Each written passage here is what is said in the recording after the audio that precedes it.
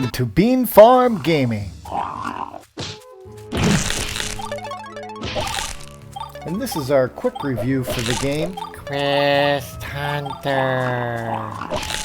Although this game is not a new release, I believe it to be a sleeper hit that kind of got ran over by some other larger titles this last year.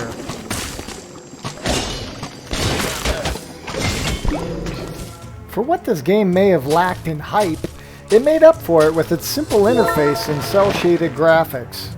Or maybe it's just that I'm a sucker for these little hidden loot chests. The levels are all connected with this overworld map where you can choose between various dungeons or narrative levels. The level maps are small in scope and scale, which is fine for me as I find myself having less and less time to play through these games.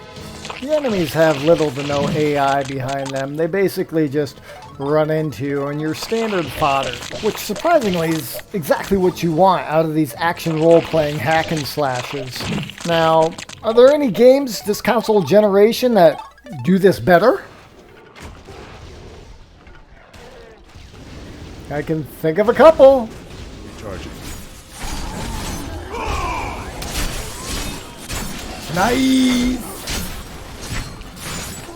So the question remains, why play Quest Hunter when you've got a plethora of other games to choose from? First of all, the game is Xbox Play Anywhere. My playthrough that you see here in front of you now was played on the Windows PC and the Xbox One X. Although this is not cross-save, I had to start new games every time I switched platform. I can think of a multitude of other recent games that have committed the same heinous crime. It's also Xbox One enhanced, it sustains 4-player couch co-op, and it's extremely kid-friendly, which is a huge plus if you're wanting a co-op game to play with your kids. The game does have light role-playing aspects to it, and a slight narrative story that as you make choices can affect some of the outcomes, but for the most part it's rather lighthearted. Although I really wish these games would figure out how to allow, when you have 4 players on the same screen and they bring up their inventory screen, that it doesn't block all the other players from interacting with their game. And although cooperation within the game is an element, it's more of a button-mashing free-for-all as everybody scrambles around to gather resources, as all of these rocks and trees and simple minute crafting pieces you see on the screen can be sold later to a vendor for gold.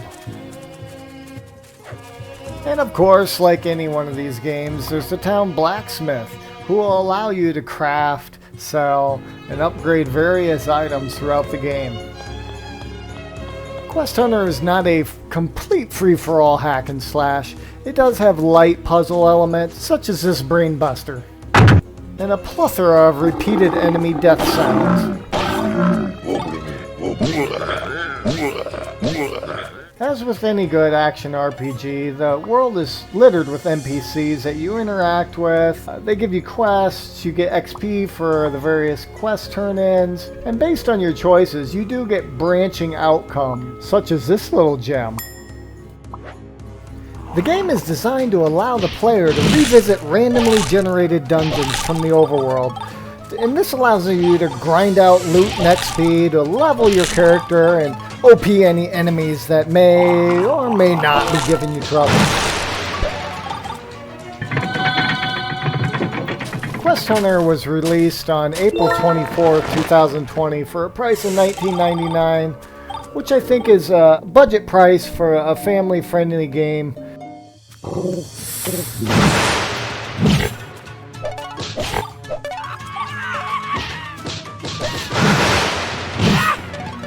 The enemies overall in this game are fairly non-threatening, but nonetheless were fun to knock down as I made my way to the inevitable treasure.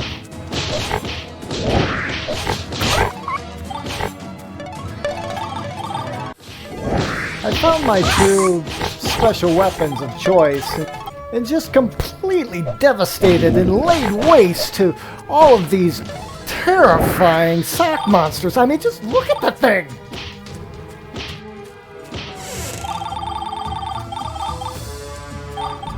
I've never played one of 2 Zombie Studios games before, but I found the puzzles to be fairly well placed and really felt that the game didn't get a fair shot with the other games that were released within the time frame.